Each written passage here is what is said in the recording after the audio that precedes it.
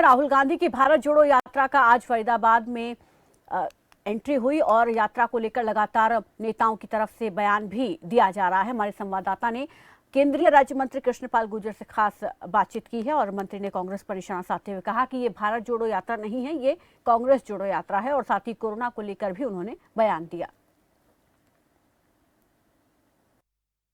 लगातार राहुल गांधी अलग अलग राज्यों से भारत जोड़ो यात्रा कर रहे हैं। इस बार भारत जोड़ो यात्रा आज फरीदाबाद में मौजूद है और हमारे साथ बात करने के लिए भी मौजूद है लोकसभा सांसद कृष्णपाल गुर्जर जी।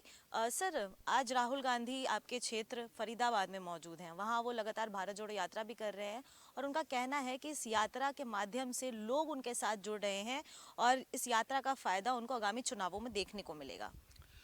देखिए, मैं एक बात बिल्कुल स्पष्ट कर दूं, यात्रा से किसी को ऐतराज नहीं है। पिछले महीने भर से यात्रा चल रही है, लेकिन देश को जोड़ने की बात जिस तरह वो कह रहे हैं, ये भारत पहले भी अखंड था, आज भी एकजुट है, आज भी मजबूत है। और कश्मीर से लेकर कन्याकुमारी तक आदरणीय मोदी जी के नेतृत्व में भारत और मजबूत हुआ है और एकजुट हुआ है। देश के प्रति लोगों की भावना और मजबूत हुई है। इसलिए वो राष्ट्र के लिए इस तरह की एक राष्ट्र पहले से मजबूत है, एकजुट है, उसकी चिंता नहीं करनी। और राहुल जी को अगर चिंता करनी है तो अपनी पार्टी की चिंता करें, उसको जोड़ने की चिंता करें। आज उनके नेता, बड़े बड़े नेता रोज पार्टी छोड़ के जा रहे हैं, तो उसको जोड़ने के लिए यात्रा करें या उनसे बातचीत करें तो ज़्यादा बेहतर होगा। दूसरी बात मैं कहना चाहता हूँ कि ये असल मुद्दों से देश का ध्यान भटकाना चाहते हैं। देश के लोगों ने उनको पिछले 2 चुनावों से इस लायक भी नहीं समझा कि वो नेता विपक्ष भी बना सकें। उतनी सीट भी नहीं दी देश के लोगों ने। तो ये दर्शाता है कि देश के लोगों को कांग्रेस पार्टी से और इस परिवार से कितनी नफरत है। यही तो पैमाना ना लोकतंत्र में।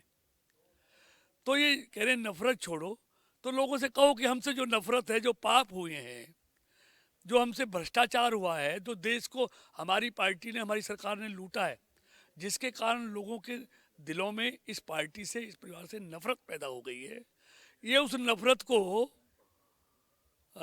लोगों से माफ़ी मांगे कि हमारे प्रति जो हमसे गुनाह हुए हैं, जो पाप हुए हैं, उनके लिए देश के लोगों से माफ़ी मांगे। तो वो तय करेंगे कि कांग्रेस पार्टी से उनकी नफरत कम होती है या नहीं होती है। तो इसलिए वो अपनी पार्टी को संभाल के रखें, अपने नेताओं को संभाल के रखें और देश के लोगों का ध्यान भटकने वाला नहीं है। दशकों के बाद देश को मोदी जी के रूप में एक सशक्त, एक मजबूत, देश को आगे ले जाने वाला और दुनिया का नेतृत्व करने वाला एक नेता मिला है, जिस पर लगातार भारत का भरोसा बढ़ रहा है। सर, जिस तरीके से आपने कहा कि कांग्रेस पर लोग कहीं ना कहीं भरोसा नहीं दिखा रहे हैं, लेकिन हिमाचल में नतीजे कुछ और ही कह रहे हैं। हिमाचल में इस बार कांग्रेस की सरकार बनी है और दावा कर रहे हैं कि हरियाणा में भी आगामी जब चुनाव होंगे तो कांग्रेस की सरकार बनेगी। देखिए, ये हसीन सपने लें।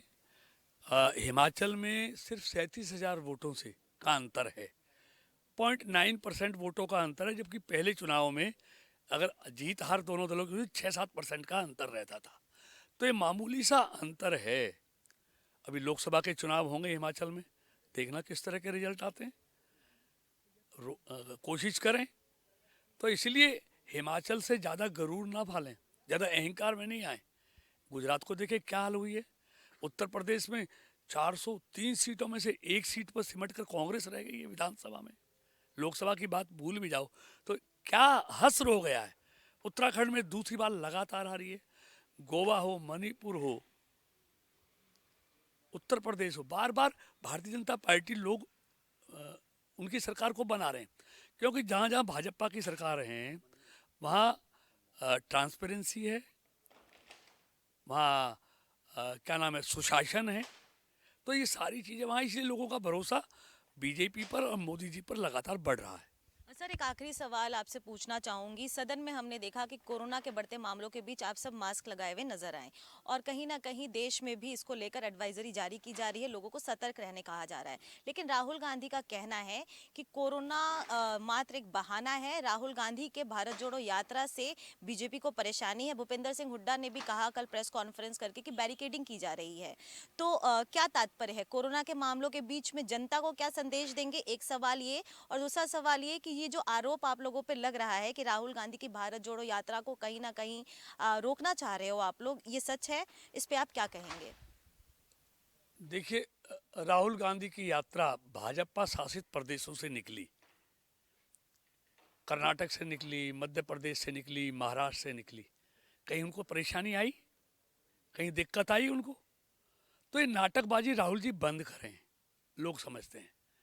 और उनकी यात्रा के लिए सारे सुरक्षा प्रबंध केंद्र सरकार ने भी, और जहाँ जहाँ बीजेपी की सरकार हैं, पूरे पुख्ता संबंध उनके लिए पूरी व्यवस्थाएं की गई हैं। राहुल जी हमारे देश के नेता हैं, उनको सुरक्षित रखना, उनको स्वस्थ रखना, उनको कोई कोरोना छू भी ना सके, इसकी चिंता मोदी सरकार करती है। बहुत बहुत धन्यवाद आपका। Thank you.